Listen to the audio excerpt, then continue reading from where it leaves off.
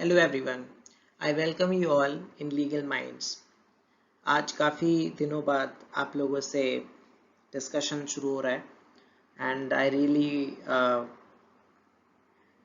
wish you a very good start in this particular year, and because due to the number of many engagements uh, in the previous many months, uh, the whole team was not able to record any of the lectures, but now our lectures will be on everyday basis, and हम यही कोशिश करेंगे कि अपनी तरफ से पूरा effort करें आपको कॉन्सेप्ट समझाने के लिए, आपको कॉन्सेप्ट बताने के लिए।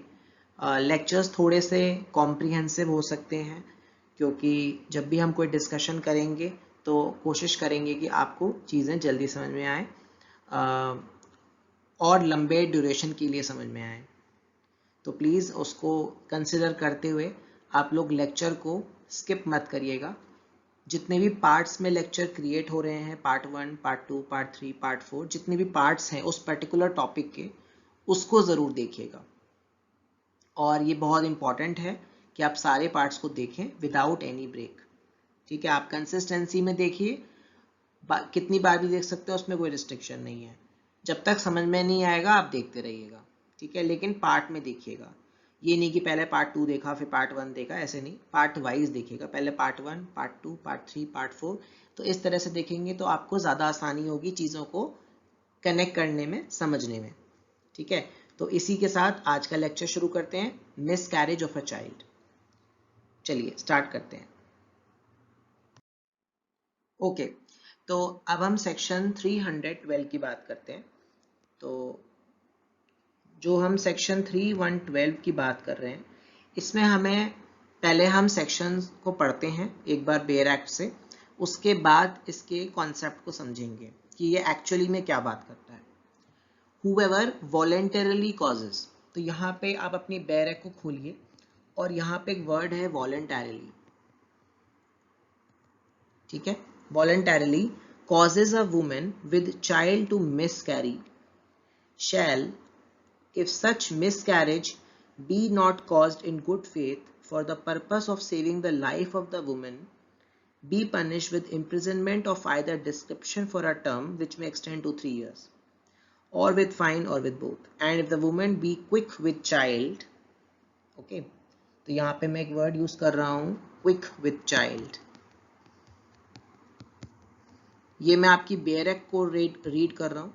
We are not doing anything new, हम कोई चीज़ नई नहीं कर रहे हैं, मैंने सिर्फ अभी तक बेयर एक्ट को ही रीड किया है। Quick with child shall be punished with imprisonment of either description for a term which may extend to 7 years and shall also be liable to fine. Explanation says a woman who causes herself to miscarry is within the meaning of this section. Okay, देखिए यहाँ पर आपको एक चीज समझनी है कि ये जो वर्ड मैंने लिखे हैं वॉलंटरली और क्विक विद चाइल्ड, पहले वॉलंटरली को समझते हैं। देखिए वॉलंटरली में कुछ भी हो सकता है। वॉलंटरली मतलब कि वो किसी पर्टिकुलर इंटेंशन के साथ उसको कर रहा है, उस एक्टिविटी को कर रहा है कि किसी वुमेन का मिसकैरेज हो जाए। तो उसकी इंटेंशन क्या है? उसकी इंटेंशन है कि क्या हो? उसकी इंटेंशन है कि वुमेन का मिसकैरेज हो जाए, उसकी ये इंटेंशन है, प्लस उसकी ये नॉलेज भी है और उसका ये रीजन टू बिलीव भी है। ठीक है, रीजन टू बिलीव, तो मैं यहाँ पे आर भी लिख देता हूँ, रीजन टू बिलीव। तो यहाँ पे उसकी 3 चीजें हैं। वॉलंटरली मतलब उसकी इंटेंशन भी है, उसकी मंशा भी है, उसको उस एक्ट की नॉलेज भी है कि अगर मैं ऐसा करूँगा तो ये जो वुमेन है इसका मिसकैरेज हो जाएगा, या फिर उसको रीजन टू बिलीव भी है, जो कि एक लेसर डिग्री है कि ठीक है अगर मैं ऐसा कुछ कर सकता हूँ तो ऐसा हो सकता है। तो ये जो वॉलंटरली है बहुत ब्रॉड है। यहाँ पे आप तीनों एंगल को ध्यान में रखेंगे कि जो इंटेंशन है, नॉलेज है और रीजन टू बिलीव है, ये तीनों इसमें कवर्ड हैं इस वॉलंटरली जो मीनिंग है वर्ड में। और वो ये भी बोलता है, जो सेक्शन है वो ये बताता है कि अगर ऐसा कुछ होता है तो ये जो मेंस रिया है, जो आपका एक गिल्टी माइंड है, वो वॉलंटरली दिखाता है। कि जो भी आप कुछ कर रहे हो वॉलेंटरली कर रहे हो, ये आपका मेंस रिया है। और जो आप एक्ट है, जो आपका एक्टस रियस है, जो आप कर रहे हो एक्टिविटी, वो एक्टिविटी क्या है? वो एक्टिविटी एक तरीके से आप किसी को मिसकैरेज कॉज कर रहे हो। पर्टिकुलर पर्सन किसी को मिसकैरेज करने की मंशा रख रहा है और वो मंशा के साथ साथ उसको एक्ट भी कर रहा है। सिर्फ मंशा रखना इज नॉट इम्पॉर्टेंट, यहाँ पे वो एक्टिविटी भी कर रहा है। और वो कैसे कर रहा है? वॉलेंटरली कर रहा है। ठीक है, वॉलेंटरली कर रहा है। और ठीक है, इसके अलावा जो पनिशमेंट्स इसमें दे रखी हैं, अगर मैं सेक्शन को दोबारा देखूं, जो अगर लेस देन 3 months का है चाइल्ड, ठीक है, approximately we are taking this 3 months to 4 months, that is there, उसमें पनिशमेंट जो है वो 3 साल की इसमें लिखी हुई है। और अगर वो वुमेन क्विक विथ चाइल्ड है, क्विक विथ चाइल्ड मतलब कि अगर चाइल्ड उसको फील हो रहा है अपने वॉर्म में, मदर का जो वॉर्म होता है उसमें उसको चाइल्ड का किक मारना, उसकी फीलिंग्स पता चल रही है कि हाँ चाइल्ड है, तो उसको क्विक विथ चाइल्ड कहते हैं। तो उस केस में उसको 7 साल की सजा का प्रावधान है। इस सेक्शन में 312 में यही 2 बातें बताई गई हैं। तो मतलब अगर कोई पर्सन वॉलेंटरली, जिसमें तीनों चीज़ें कवर्ड हैं, वो ऐसा कुछ करता है जिसकी वजह से जो चाइल्ड है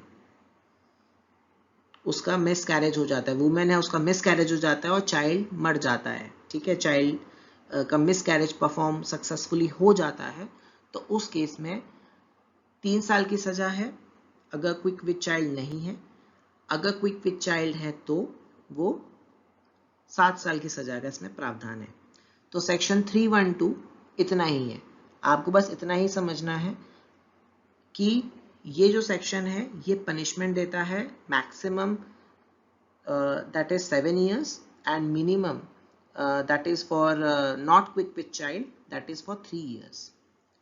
प्लस आप यहाँ पे ये समझिए कि जो ये एक्ट है ये वॉलेंटरली होना चाहिए, ठीक है, ये गुड फेथ में नहीं होना चाहिए, क्योंकि यहाँ पे ये लोग लिख रहे हैं if such marriage be not caused in good faith, तो वो जो गुड फेथ का एलिमेंट है वो यहाँ पे नहीं होना चाहिए कि अगर कोई चीज़ गुड फेथ में हो रही है तो फिर वॉलेंटरली नहीं है, ठीक है, वो गुड फेथ वाला नहीं होना चाहिए। अगर वो गुड फेथ में कर रहा है तो फिर वो नहीं माना जाएगा, ठीक है, तो उसमें वो कंडीशन अप्लाई नहीं होगी 312 की,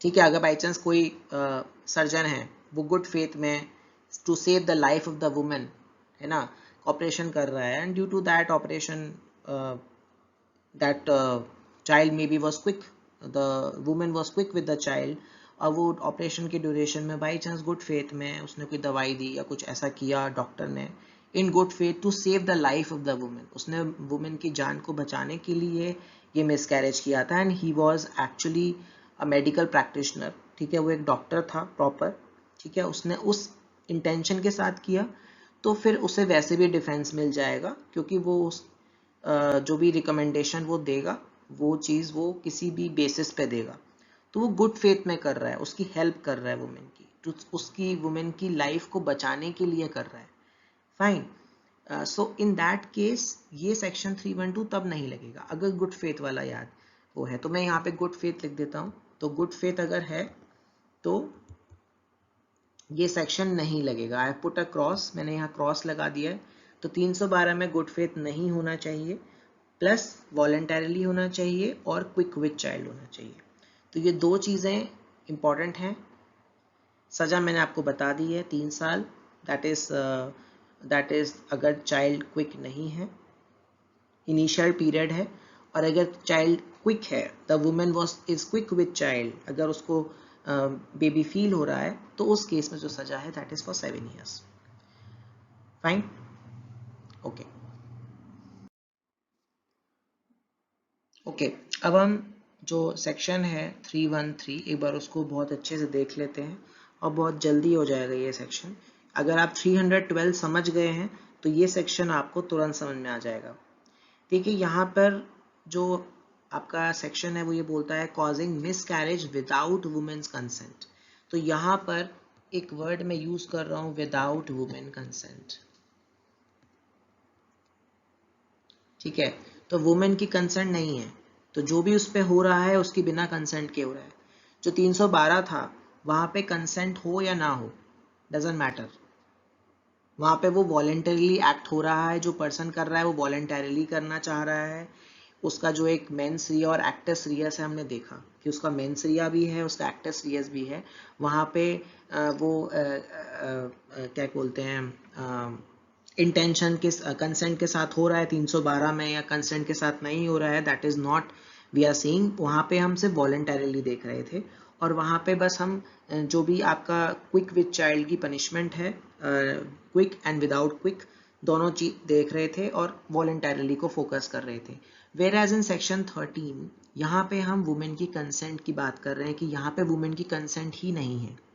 तो जो आपका बेयर एक्ट है वो ये कहता है whoever commits the offense defined in the last preceding section, मतलब 312।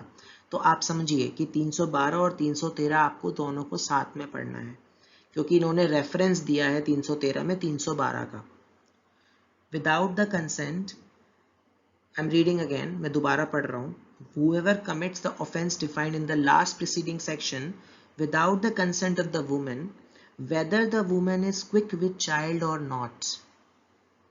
तो देखिए यहाँ पे कितना क्लैरिफाई इन्होंने कर दिया है कि अगर चाइल्ड क्विक है या नहीं है doesn't matter, doesn't matter to them, child quick है या नहीं है, जो भी काम हो रहा है, जो भी एक्शन हो रहा है, जो भी एक्टस रियस हो रहा है, दैट इज व्हाट, वो क्या है, वो है मिसकैरेज।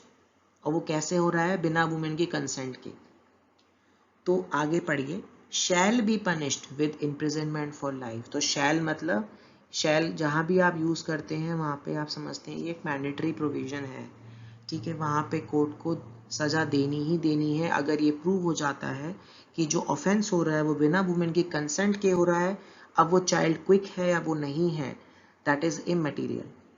तो यहाँ पर जो सजा है उसको फॉर लाइफ मिलेगी, दैट में एक्सटेंड टू 10 ईयर्स, ठीक है, 10 साल या फिर मैक्सिमम लाइफ इम्प्रिजनमेंट, ठीक है।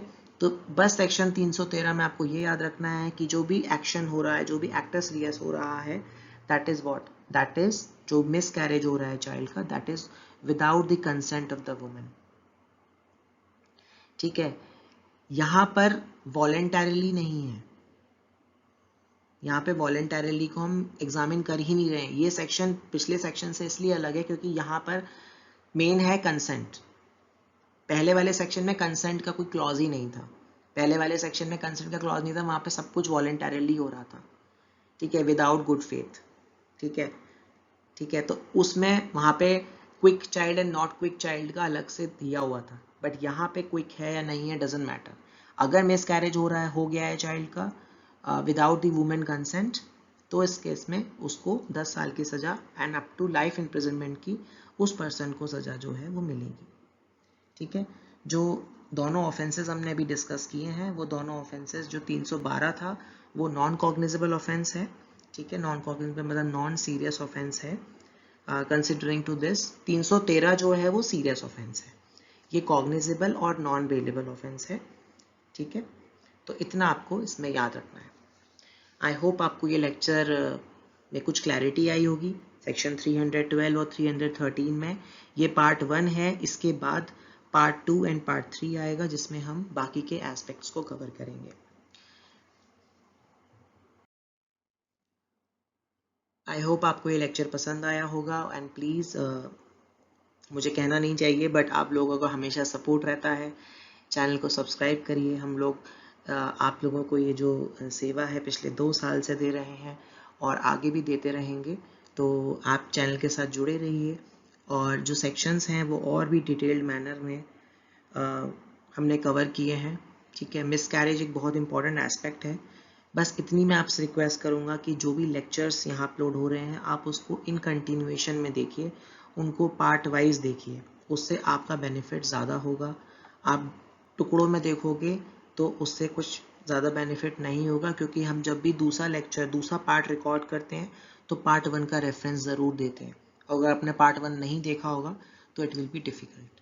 और चैनल को कभी और वीडियो को कभी स्किप मत करिए, पूरा वीडियो देखिए सो दैट आप जहाँ से हमने एग्जाम्पल लिया है और जहाँ ख़त्म किया है, या जहाँ से बेयर एक्ट हमने रेफ़र किया और जहाँ बेयर एक्ट ख़त्म करी है, उसके एक एक वर्ड को, एक एक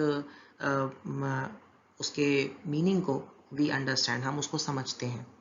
तो इन्हीं पॉजिटिव थॉट्स के साथ आई होप आज का लेक्चर आपको पसंद आया होगा।